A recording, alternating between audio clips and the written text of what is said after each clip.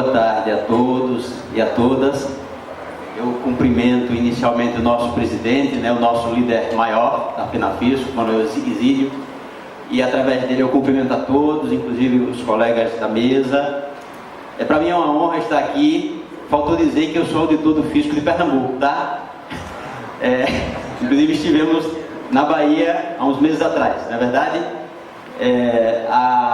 A nossa satisfação é grande, a nossa responsabilidade também.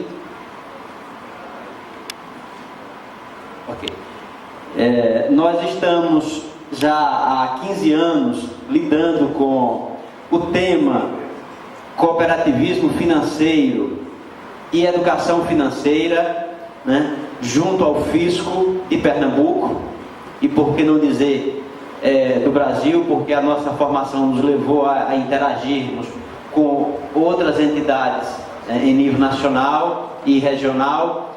E há alguns anos nós estamos trabalhando a educação financeira dos cooperados, da cooperativa financeira dos servidores públicos em Pernambuco, Eu abro esse parêntese para que você contextualizar a minha vida em relação às finanças pessoais e familiares, No ano de 2000, nós criamos, juntamente com um grupo de 60 auditores lá de Pernambuco, uma cooperativa de crédito chamada Credip.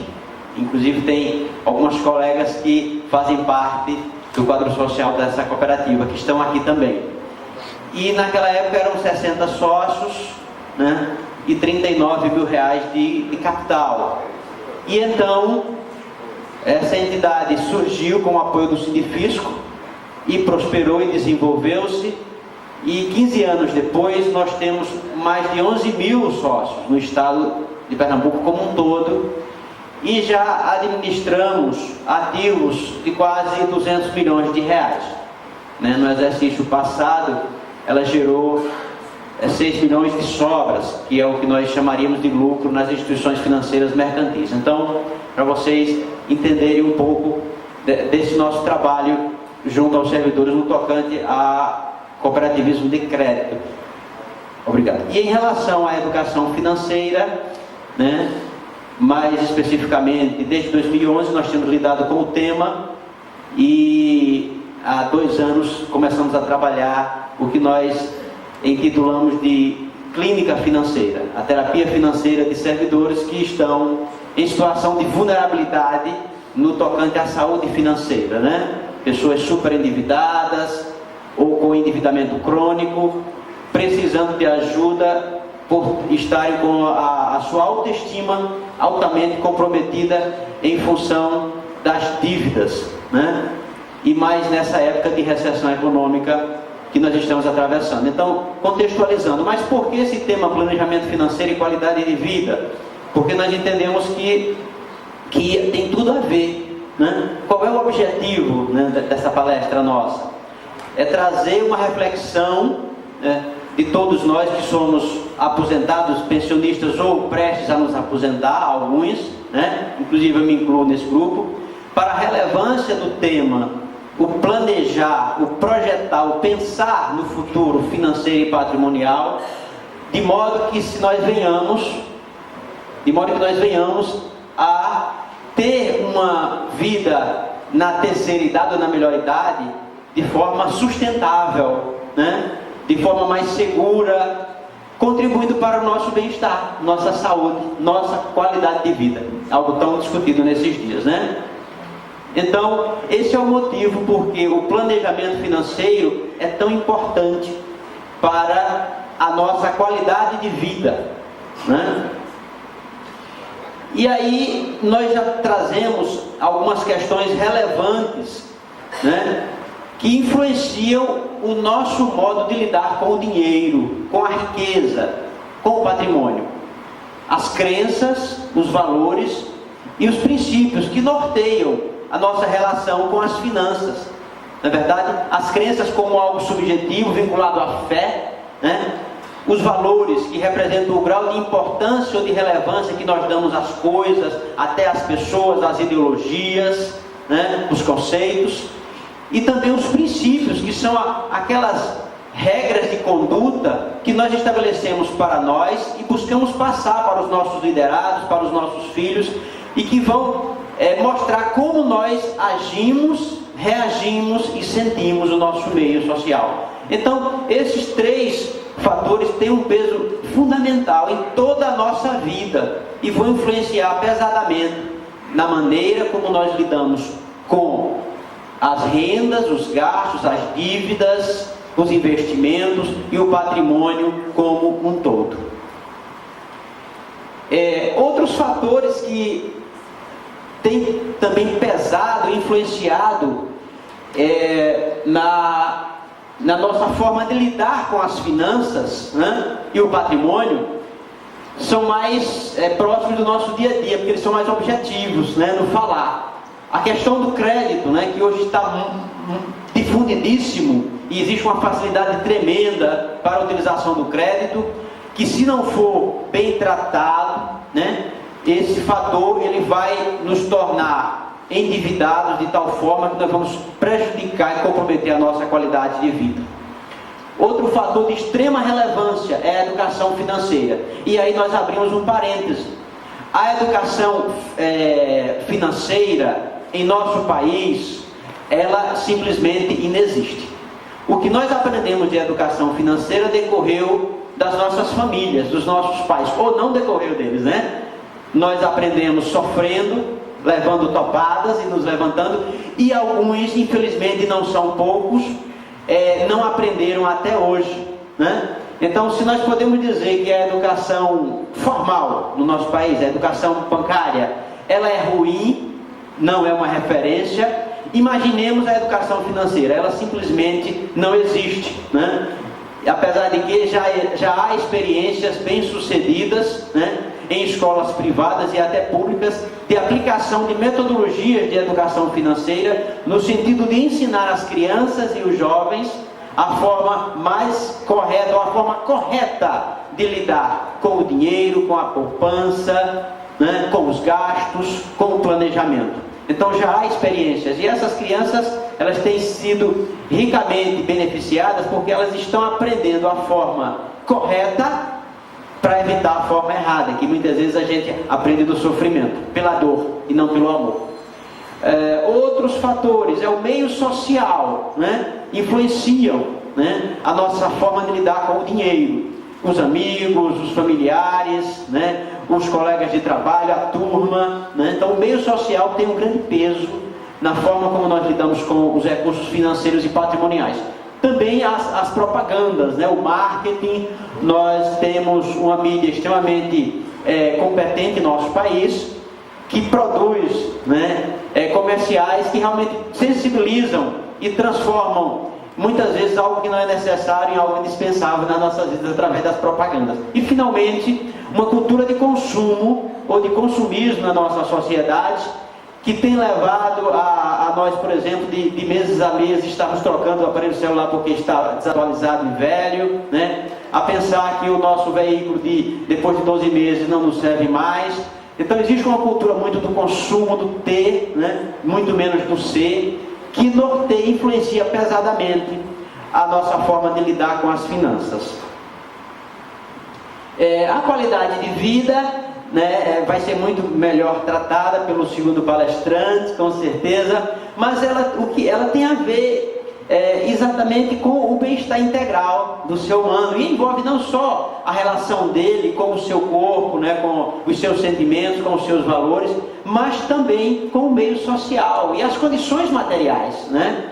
É verdade que se diz claramente que dinheiro não traz felicidade, mas contribui muito para a qualidade de vida e a dignidade da pessoa humana, né? E envolve todas essas áreas, inclusive as relações interpessoais pesam na qualidade de vida. Também é utilizado como uma forma, a ONU tem um questionário, né? A OMS tem um questionário que exatamente serve para medir o grau de qualidade de vida da população, ok?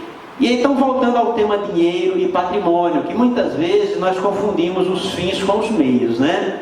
Muitas vezes nós coisificamos pessoas e personificamos coisas, e aí nós chamamos a essa reflexão: né, que as rendas e a riqueza, ela jamais pode ser entendida como um fim em si mesmo, né, mas um instrumento, uma ferramenta, um meio, os recursos para a realização da nossa satisfação em qualidade de vida, em dignidade e em felicidade das famílias, né, como instrumento e não fim em si mesmo, porque seria muito pobre se nós passássemos toda a nossa vida acumulando como uma razão de existência, né? E aí nós gostaríamos de falar um pouquinho sobre a recessão que nós estamos vivendo. Há alguns meses atrás nós estávamos numa crise, uma crise econômica.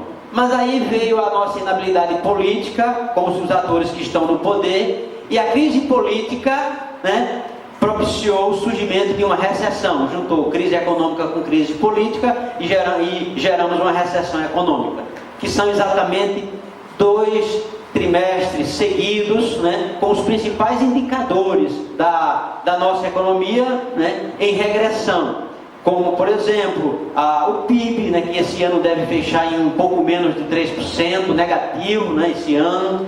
A questão também do desemprego, que está aumentando assustadoramente, né? A atividade econômica de um modo geral, né, tanto a produção como o consumo tem caído significativamente.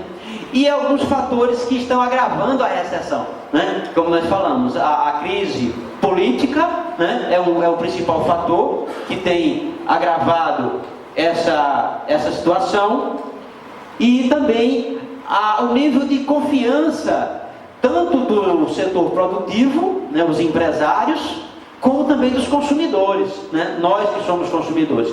E isso vai fazer com que essa recessão, ela demore um pouco mais, ela se aprofunde um pouco mais, inclusive, para começarmos a nos recuperar. E aí vem a indagação, como nós, trabalhadores, servidores públicos, né, que já estamos na boa idade, na melhor idade, na terceira idade, e aqueles que vão chegar, como nós devemos nos portar?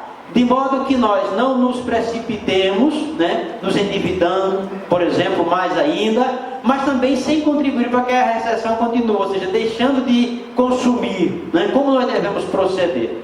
Temos que agir com bastante parcimônia, sabedoria, discernindo aquilo que os nossos recursos e as nossas rendas permitem, né, e não deixando de consumir verdadeiramente, mas estabelecendo uma nova forma de lidar com as nossas finanças. Inclusive é o momento de nós partirmos para quebrar paradigmas, né? Essa recessão, que inclusive há economistas que declaram que as recessões econômicas elas ocorrem a cada 5 a 7 anos, né, no mundo. E nós em 5 ou 7 anos esquecemos que isso acontece. Então essa é uma excepcional oportunidade para que nós, consumidores, né, de uma forma inteligente e até sábia, busquemos quebrar diversos paradigmas que não são bons. A nossa, por exemplo, falta de planejamento, né, para as nossas finanças e o nosso patrimônio, né, a não inserção da família como um todo, nas avaliações dos nossos gastos, né, a necessidade de que as crianças e os jovens também participem desse processo, porque quem mais tem a ganhar com a educação financeira são os jovens, né? Nós adultos já somos mais macacos velhos, então nós passamos por um processo de reeducação, né? De reaprendizagem, né? De consertar aquilo que está um pouco desconcertado. Então é fundamental nós quebrarmos alguns paradigmas, e um deles, né, que eu tenho sempre destacado, talvez fosse o momento que nós fazemos o nosso ajuste fiscal, né? O governo central começou a fazer o ajuste, mas a política não está deixando fazer, e a gente vai sofrer um pouco mais. Que tal se nós começássemos a refletir, né, no nosso lar, na nossa família, em fazermos o nosso ajuste fiscal, para que daqui por diante as recessões econômicas não nos prejudicassem tanto, né? Nós temos algumas lâminas mais interessantes que nós vamos apresentar, que é uma pergunta provocativa que a gente vai fazer para que cada um de nós reflitamos como nós temos pensado e investido as nossas economias para o futuro, para o amanhã, particularmente nesses momentos de dificuldade para o país, né? Como ficam os gastos quando o servidor se aposenta, né? Nós sabemos, quando nós nos aposentamos, algumas despesas elas tendem a diminuir, como por exemplo, a gente talvez não precise de tanto vestuário como antes para ir trabalhar, ou vai diminuir o gasto com transporte, né? Deslocamento. Mas outras aumentam, como a questão do lazer, as refeições fora de casa, as viagens, os cursos. Então, como lidar com esses temas, né, com essas rubricas de despesa? É fundamental fazer uma parceria com o cônjuge, né, com o companheiro e a companheira, e tratar desses temas. Então, há despesas que aumentam e há despesas que diminuem quando a gente se aposenta. Antigamente, nós tínhamos o benefício de não continuar contribuindo para a nossa previdência, né, presidente? Mas, infelizmente, pela dificuldade dos tesouros estaduais, né, e do próprio INSS, criou-se a contribuição dos aposentados. Na verdade, a gente é como se nós, quando nos aposentássemos, tivéssemos um aumento de renda, não é verdade? Que tínhamos, né? Não porque a gente tivesse um aumento salarial, mas porque a gente deixava de contribuir. Mas agora, já há alguns anos, nós não temos mais isso, né? Até o abono de permanência estão acabando também, para os que estão na ativa e completam o seu tempo, né? De se aposentar. Então, nós temos que estar tratando dessas questões com os nossos companheiros, nosso esposo, e mesmo que eles não tenham renda, mas faz parte do grupo de beneficiários da nossa renda, filhos, né, até às vezes netos, né, e o cônjuge. Então é importante a gente refletir sobre essas questões. E existem essencialmente, gente, 3 tipos de gastos na nossa casa, no nosso lar, na nossa casa, na nossa família. E quais são eles? Né? O primeiro tipo de gasto são aqueles chamados necessários, ou obrigatórios, ou essenciais. Aqueles sem os quais nós não passamos, né? A nossa feira, né? O aluguel, a prestação do imóvel, o transporte, o plano de saúde. São gastos essenciais que nós não temos como viver sem eles. Logo depois nós temos os supérfluos, ou os desejos. São aqueles sem os quais nós sobrevivemos. É bem verdade que se eu for dizer aqui que celular é supérfluo, é capaz de bater em mim, mas na verdade porque nós não precisamos de celular, por exemplo, para viver, a não ser aqueles que trabalham utilizando esse instrumento, esse meio, né? Então, mesmo os gastos supérfluos, eles podem trazer consequências danosas para o nosso orçamento. E finalmente os desperdícios.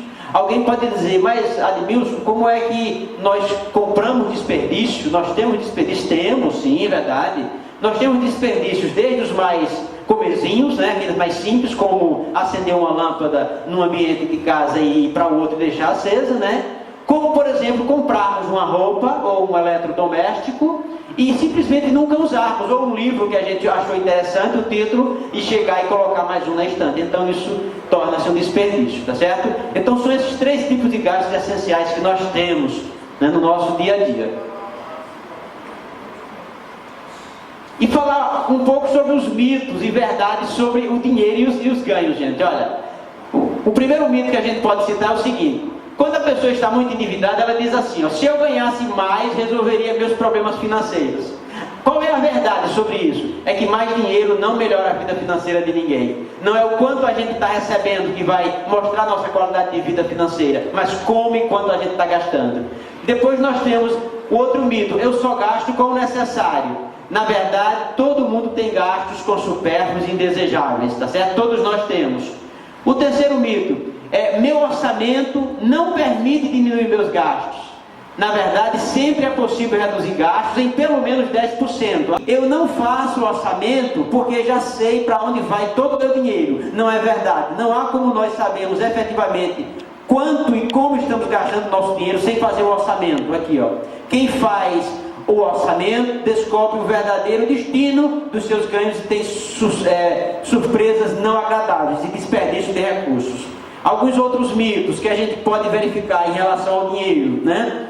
Minhas despesas fixas são muito altas, impossível de reduzir e consomem todo o meu salário. Na verdade, as despesas fixas podem ser reduzidas e melhoradas, e as pequenas despesas também pesam muito no orçamento do nosso dia a dia, quando somadas pesam muito. O outro mito é: eu ganho pouco e por isso não consigo poupar. Na verdade, não é quanto a pessoa ganha, o mais importante não é quanto se ganha, mas quanto e como ele gasta. Poupar independe do valor que a gente ganha e do quanto. É um hábito, é uma cultura, né? É um costume. Imaginemos o seguinte: que eu chegue no final do ano e consiga poupar R$ 1.200 em dezembro, por causa do meu 13º, certo? Ou uma outra hipótese, que a cada mês eu consiga gastar R$ 100. No final do ano eu terei poupado 1.200, mas é uma diferença absurda. É que poupando 100 a cada mês eu criei um hábito de poupança, de economia, e uma vez ao ano não vai me caracterizar como um poupador. Então é uma diferença tremenda. Claro que também tem os juros dos 11 meses que eu passei poupando, né? Isso também pesa. Mas o mais importante é o hábito, é criar o costume, né? E o sétimo, eu só gasto o que ganho e não devo a ninguém. Na verdade, as pessoas que dizem isso, elas estão enganadas, porque elas só não gastam só o que ganham, elas gastam tudo o que ganham, consomem tudo, e na verdade, gastando tudo, ela tem um padrão de vida, aliás, tenha um padrão de vida de até 90% das suas rendas. Esse é o ponto de partida para se ter saúde financeira, formando reserva de emergência para realizar seus sonhos, né? E quem gasta tudo o que tem, toda a sua renda, e não poupa, é o endividado em potencial. Porque se eu consumo toda a minha renda, quando ocorrem os imprevistos, e os gastos extras, e as despesas variáveis, quando elas vierem, eu não terei de onde tirar e vou me endividar, né? E aqui nós trazemos, assim, alguns tipos de endividados, tá certo, gente? Nós temos aqui 5 tipos, né? Nós temos o primeiro grupo, que são os super endividados. E quem são os super endividados? São aquelas pessoas que comprometem mensalmente mais de 30% da renda com dívidas, seja cartão de crédito, cheque especial, consignado, crédito pessoal, financiamento de veículo, financiamento da casa própria, não importa. Quando você somar tudo, que passar de 30% da sua renda líquida, e a renda líquida, entendam, não é o que vem no contra-cheque líquido não, porque a líquida é aquela que você pega o bruto e retira só os descontos obrigatórios, né? E às vezes o sujeito tem 3, 4, 5 consignados e vê o líquido dele está lá embaixo. Não, isso não é o líquido, isso é o líquido do líquido, né? Não é verdade? Porque o líquido é aquele valor mais uns 5, mais uns 3, mais uns 4, mais uns 6, não é verdade? Então o líquido mesmo é o quê? É a renda bruta, menos contribuição previdenciária, menos imposto de renda e, se houver, pensão alimentícia. Aí realmente abate sobre o líquido. Mas o restante, contribuição sindical e associativa, consignado, plano de saúde que vem no OLI, tudo isso faz parte da renda líquida, tá certo? O outro grupo são os endividados crônicos, né? Quem é endividado crônico, gente? É aquele cidadão que há pelo menos 2 anos seguidos ele não conclui o empréstimo que ele fez anteriormente. Ele faz um empréstimo em 36 meses, 60 meses, e quando chega assim no primeiro ano ele já faz um outro empréstimo, liquida aquele e fica com o que nós chamamos de laminha, né? Não existe a laminha. Quero ficar com essa, o senhor ainda fica com a laminha, o gerente do banco dele, né? Então, se a partir de 2 anos a pessoa estiver fazendo isso, ele já se tornou um endividado crônico. Temos os endividados ocasionais, ou acidentais, ou agudos. São aqueles que surge um problema que vai demandar recursos de valor alto e ele simplesmente não tem como cobrir aquela despesa e ele se endivida, né? Esse é ocasional, é acidental. Tem o endividado em potencial, que é aquele sujeito que diz: eu não devo nada a ninguém, porque eu só gasto o que eu ganho. Na verdade, quem não deve nada a ninguém gastando tudo o que ganha é um endividado em potencial, porque se ele precisar de algo mais, não vai ter de onde tirar, aí vai fazer dívida, não é isso mesmo? E o endividado sustentável é aquele indivíduo que, quando ele vai fazer uma dívida, ele simplesmente planeja, né? Ele verifica se cabe dentro do orçamento dele. E aí nós fazemos uma distinção entre a dívida boa e a dívida ruim, né? Dívida boa versus dívida ruim. A dívida boa aqui, ó, ela é constituída de forma racional e planejada. Já a dívida ruim, ela é decidida de forma emocional e emotiva e sem planejamento, né? A dívida boa tem um valor que cabe no orçamento, a prestação. A ruim, ela extrapola o orçamento mensal. Ou a pessoa acha que cabe, quando vem a primeira prestação, ele entra no cheque especial. Coisa terrível, né? A dívida boa, ela agrega valor ao patrimônio ou qualidade de vida à pessoa e à família. Já a dívida ruim não adiciona nada, ou adiciona muito pouco de qualidade de vida e patrimônio. A dívida boa, ela gera uma renda superior aos custos. Isso vale para quem tem algum tipo de empreendimento, naturalmente, né? E a dívida ruim, ela não gera uma renda suficiente para cobrir seus custos, ou não gera um retorno. E finalmente, uma outra característica da renda boa, da dívida boa, perdão, ela compromete menos de 30% da renda líquida mensal, né? Já a dívida ruim, ela sozinha ou somada com as outras dívidas, extrapola aquele percentual. Então, o nosso desafio é nos endividar de forma sustentável, sem prejudicar a nossa qualidade de vida e o nosso futuro, o nosso amanhã. Eu gostaria de mostrar algumas lâminas sobre o efeito dos juros, né? O milagre dos juros compostos nas nossas vidas, quando os juros é positivo para a gente. Então veja, juros a nosso favor, tá aí, ó. Por exemplo, se nós pegarmos R$100 a uma taxa de juros de 1% ao mês, em um ano nós vamos ter guardado R$1.200 e teremos um montante, um acumulado de R$1.268,26. Isso considerando uma taxa mensal de 1%. Hoje, em função da Selic e do CDI, está a 14,13%. O CDI e a Selic 14,25%, nós temos um pouco mais do que essa taxa, 1,1 aproximadamente, né? Se nós fizermos essa mesma poupança em 5 anos, nós teremos, né, 5 anos de R$100, vai dar 60 meses, vai dar R$6.000, e veja que já passamos para um montante de 8.166,96, 2.166 de juros, né? Se aumentarmos aí para 10 anos, teremos 12.000, mas vejam que os juros compostos quase dobrou o valor total, né? Se nós continuarmos projetando para 30 anos, nós teríamos poupado 36.000, mas vejam que quase 9 vezes aumentado em juros compostos de 1% ao mês. E finalmente, eu acho que tem um númerozinho um pouco maior aí, se nós aplicássemos R$300 mensais em 30 anos a essa mesma taxa, nós teríamos um pouco mais de R$1.048.000, né? Então vejam que coisa fabulosa, o milagre dos juros compostos, né? Isso se for a nosso favor. Vamos ver agora o milagre, aliás, a tragédia dos juros compostos contra o cidadão, né? O contrário do milagre é uma tragédia. Vamos lá. Juros contra você. Uma pessoa que tenha um saldo devedor em seu cheque especial e ou cartão de crédito no valor de R$100, vamos ver como ficaria. Consideremos ali um juros de 13% ao mês, gente. Ao mês, tá? Ao mês. Em 2 anos, a sua dívida seria de R$1.878. Em 5 anos, já seria 153.000.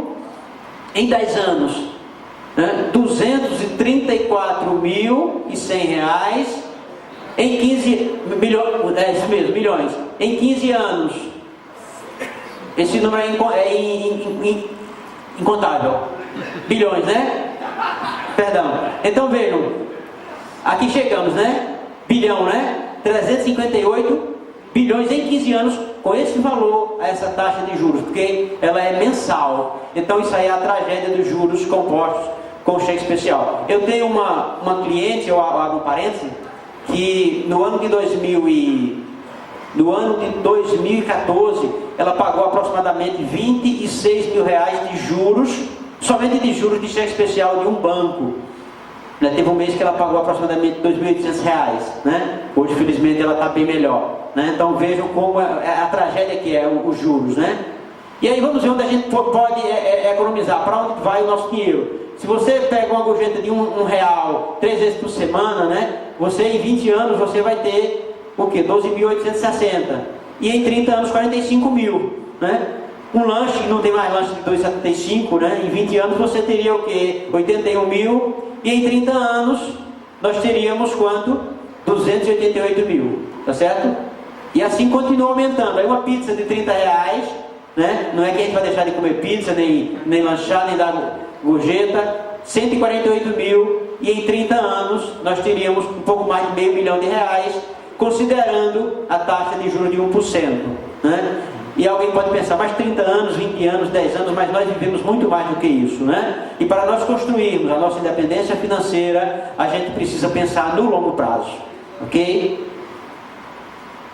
Olha, esse número mostra a realidade dos aposentados e pensionistas do INSS, do regime jurídico único da Previdência, né? Regime único. Os que dependem de parentes, depois que se aposentam, eles chegam a 46%. Né? Depois tem outra parcela que eles dependem de ajudas de terceiros, da caridade de um modo geral, né? Nós temos também aqueles que voltam a trabalhar, que dá 1/4, 25%. E aí somando isso aqui vai sobrar alguma coisa que é 1%, que já são aqueles que têm independência financeira. Isso significa que dos aposentados e pensionistas da Previdência Social do Brasil, 1% consegue sobreviver com essa renda. Nós somos um pouco mais privilegiados, nós somos assim, né? Graças a Deus, né? Mas os nossos números, eu acredito que não sejam muito diferentes desses, porque muitos de nós sustentam até netos, né? Certo? Então essa é uma realidade, que inclusive tende a piorar. Né? E aí vem aquela pergunta que eu falei lá atrás, olha, uma pergunta provocativa e preocupante, né? Se hoje você não vai receber esse seu ganho mensal, né? A segunda parte da pergunta, por quanto tempo manteria seu atual padrão de vida? Essa pergunta ela é mais ou menos assim: o que é que você tem guardado para viver durante esses anos se você não tivesse mais como obter essa renda que você tem hoje? Tudo bem que nós temos a aposentadoria, salário, temos estabilidade, etc. Mas o quanto nós conseguimos acumular esses anos para as intempéries, né? Os imprevistos, os riscos. É muito provável que alguns estados da federação em 2016 venham parcelar salário. Nós temos um caso que está extremamente crítico, que é lá do Rio Grande do Sul. Na verdade, o 13º, inclusive, não é recurso para pagar. E felizmente estamos falando somente do 13º, não é o salário mensal. Então, o que é que nós temos feito, né, para nos prevenir dessas questões? Porque as crises elas vão ocorrer sempre. De alguns anos para outros elas voltam, né? Então, essa é uma pergunta desafiadora, né? Algumas pessoas dizem: olha, eu não tenho como sobreviver durante um mês, né? Tem pessoas assim. Tem outros que dizem, ok. Tem outros que dizem, mais 6 meses eu consigo, não mais do que isso, certo? Então, veja a situação, por exemplo, financeira em empresas, empresa privada. 10% é poupador, investidor, né? Os equilibrados são 39% e 51% são endividados, né? Então isso, a nossa sociedade, ela não foge muito dessa realidade, ok? E como resolver esse problema social tão grave que é o endividamento? Tem algumas soluções aqui, pedir aumento de salário. Na realidade atual é uma piada isso, né? Infelizmente. Trabalhar mais, pode até ser, né? Trabalhar mais, gerando mais renda, mas será que resolve? O governo reduzir a carga tributária, nós vamos possivelmente ter uma CPMF nova aí, né? Para aumentar a carga, né? E os bancos reduzirem as taxas de juros, também é uma lorota, porque nós estamos na segunda maior taxa de juros do mundo, né? Segunda ou terceira, então não há como fazer isso, e a referência é a Selic. Então qual é a solução? Olha o que Albert Einstein falou, a maior prova da insanidade mental é querer obter resultados diferentes, fazendo as mesmas coisas do jeito que sempre fez. Então não há como a gente organizar, recuperar, restaurar a nossa vida financeira achando que mais dinheiro, né, mais renda, menos impostos vai resolver. Não, nós temos que fazer um dever de casa. O nosso dever de casa, nós temos que nos ajustar, estabelecer um teto de no máximo 90% e começar a poupar para o futuro, né? Então, a educação financeira é o caminho. Aqui esse cidadão se olhando no espelho, já conseguindo aqui fazer reserva, tá certo? E o que é educação financeira? É um processo, né? Ele é contínuo, ele é crescente. De quê? De conhecimentos, né? De atitudes ou sentimentos, de comportamentos que propiciam a utilização adequada do dinheiro, do crédito, da poupança, dos investimentos e da acumulação de riqueza com vistas à independência financeira, tá certo? E sempre velando pela qualidade de vida. Então o objetivo da educação financeira, contribuir para a qualidade de vida e a felicidade das pessoas. A educação financeira se faz para isso, para que as pessoas tenham qualidade de vida e sejam mais felizes, né?